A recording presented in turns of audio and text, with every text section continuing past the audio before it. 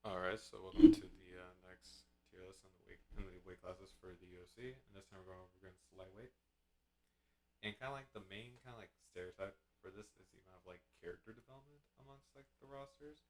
And when I mean character development, I don't really mean like finding style changes, rise ups, come ups, but I'm also talking like getting bullied. And it is like which one of these fighters most likely kind of got bullied or had some sort of like character change. That could be like kid, that could be based upon like upbringing, personality, and just overall just presence and just any sort of like background information that kind of know the fighters. So of course this is up to like what I know about all these fighters. So it's like something where it's like I don't know and I'm just saying like a blind cast. Feel free to make fun of me. Honestly, like feel free. So that little disclaimer out of the way, let's get into it. First up, Islam Makachev. Dude's born in Russia. He trained with Habib. He trained with like all the Dagestanis. So honestly, I felt like he probably had some. I feel like he had to because it's like how else would he get into like the sport without like some sort of like minor thing happen to him? Really, that's what my view of it is. So I think that's kind of fair. Armin Sarukian. Well, he did punch a fan at UFC 300, so I feel like that's just him just being like him. So I feel like putting him in like a barely kind of I feel like would make sense for it because it's kind of like I don't think he was the one who got bullied. I feel like he was the one who did the bullying. That's kind of what I feel like. Because I'm sorry, because it's like yeah, I get he was defending himself, but at the same time, it's like the fact he kind of went like he tried to like knock a fan out in the middle of it as his walkout. Not that was some men's activity. I feel like he definitely was the kid who threw a chair at the kid who reminded the kid like, hey teacher, you forgot to pass out homework. He definitely was the kid who threw a chair at someone. He just gives me off that vibe. Next up is Charles Oliveira, easily top of S tier. Dude got the full tats. He got dyed his hair. He was known as a quitter at the beginning of it. Then he had one of the most insane win streaks to basically like claim the title. He has 31 finishes. 21 of those were by submission. Like, come on, that's insane. Like that is genuinely insane. Like he's just like a monster. Like he just like it is from a guy that at the beginning of his career everyone was like, oh, he's a quitter. He can't do this. He just loses to everyone. That's it. And no, like he basically went in and basically just smoked through everyone on his way to like the title. And I feel like for that alone, I feel like it's just kind of like, yeah, no, he definitely deserves that notoriety for it. And I feel like just kind of like, yeah, no, like he honestly deserves. Like he probably is like one of the easiest like S tiers we're gonna get in this entire video, honestly, very easily. Next up is Justin Gaethje. Okay, okay. At the beginning of his career, he basically was famous for saying, "I'd rather take two punches so I can dish out one of this." Which, for starters, is kind of like a badass quote at face value. But when you look into it, you're like, "Dude, you're an idiot." But no, this guy actually fights tactical. He actually fights a little more tactical. We saw it with kind of like his KO kick over Poirier. We saw him with the KO kick against Poirier. We saw him basically just like doing all stuff. However, I will say is like he did try to stand and bang with Max Holloway in the middle for a bit at UFC 300, but at the same time, it's kind of like a dude. No, like you can't blame it on him. Like, come on, it's two of the baddest motherfuckers in the entire sport going against each other. And if Max Holloway is pointing down at it, you expect him not to back down? It's like no, like he of course he's gonna do it. He's standing on business. Yeah, you got it. Yeah, you got whooped at the end by the last second, but it's like come on, dude, he deserves it. Like honestly, it's noticeable. He actually kind of gained brain cells actually as his career kind of like went along through it. Next up is Dustin Poirier. Now we kind of heard from like Daniel Cormier talking about how like he kind of grew up in like an all like black high majority black school. He was one of the few white kids in it, so I feel like there was definitely there had to be something with it. Especially if he also was wrestling. Oh yeah, no, there's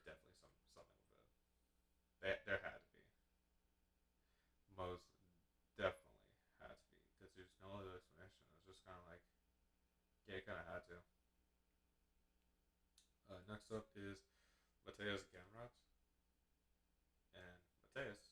Okay, he just gives me the vibe that he probably just was not bullied. I feel like he felt like more like an Armin, where he's kind of like he just does it just because he can, not because he got into it like an Israel Adesanya, where like got bullied, or like a Alex Pereira, where it's kind of like he did kind of like to escape himself in a situation. I feel like this man Mateus Gamrot did it just because of the fact he just wanted to have fun.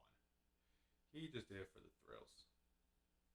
And speaking of the guy who does it for the thrills, Michael Chandler. I say for the constitution alone, he deserves to be noticeable because like his entire attitude, like he went from being like Conor McGregor, like kind of like bring her ass. He's doing that to kind of being like him being like, well, yeah, no, I think we're gonna have a fight, like him being like very calm, very like, well, yeah, I think we're gonna have a fight. I think we're so. Like I feel like that sort of energy shift alone deserves to put him in like the noticeable category. Next up is Benil Dariush. This man doesn't give a fuck. He really doesn't give a fuck. Like, look at him. Got the grays in his hair. Got like that dad bod going. Like he really does not care. Like he truly does not care. Like he just looks at it. Like just look at him. He just doesn't give a fuck. Heck, even the photo you can tell you fact he just doesn't give a fuck. Like really, he doesn't. Next up is Rafael Fiziev, and honestly, for him,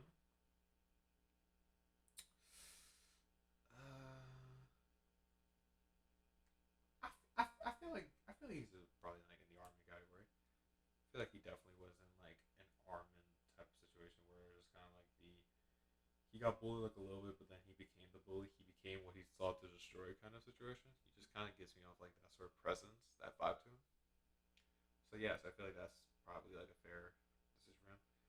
And of course, just as a reminder, like these are all more like jokes. I'm not doing like this isn't like a serious tier list. These are all just jokes and for me having fun. Next up is the man Max Holloway. Yes, yes.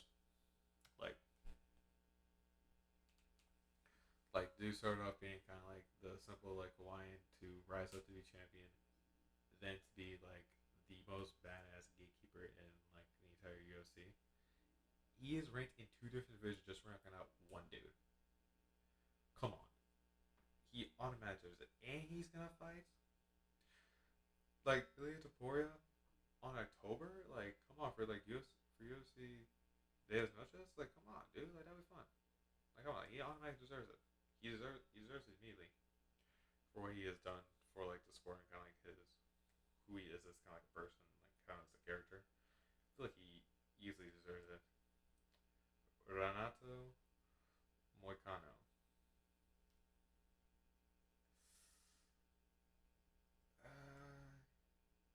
He kind of gives me the vibe that I feel like he was bullied.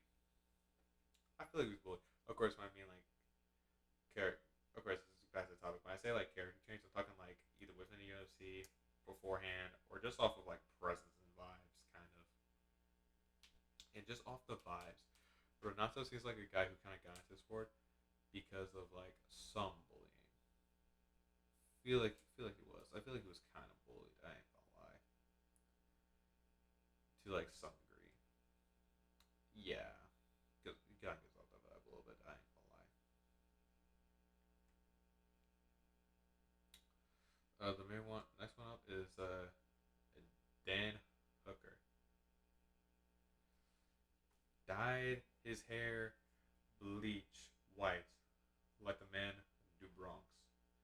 And also just like he's just getting up there more in age. Like he is like he had a couple of like brutal losses, that sort of stuff. Like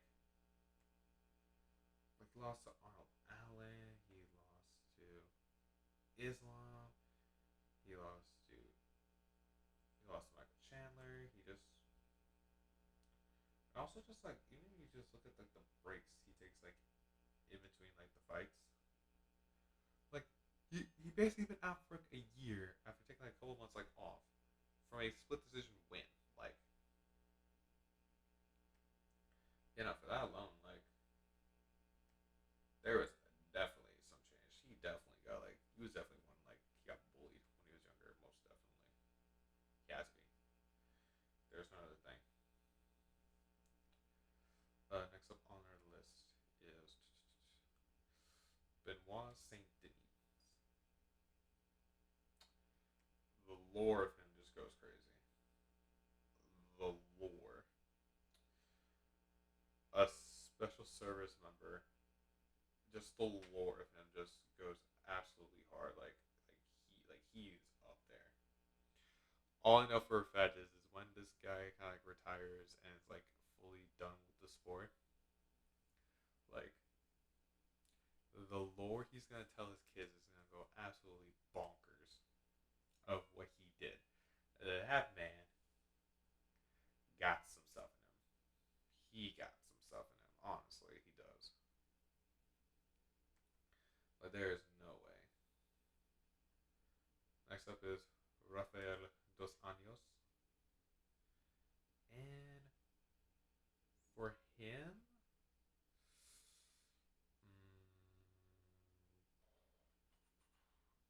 huh?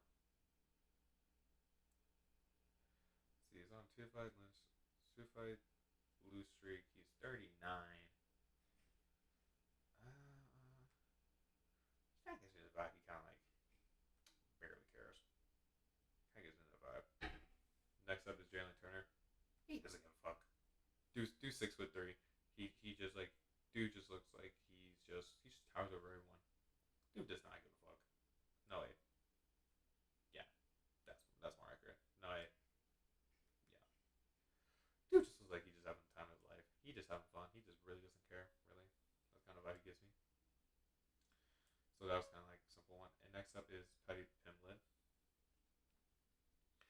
I feel like because he talks about like the whole like he most likely has an eating disorder. Yeah, no, he has an eating disorder straight up. So it's just kind of like Ross should be here. And yeah, no, that's about it. Like as I said, it's like this is kind of just about like kind of like jokes and kind of like how do I feel about all these kind of guys. So yeah, no, so that's about honestly it for the video. Hope you guys like. Make sure to subscribe and like the video, and have a good rest of your day.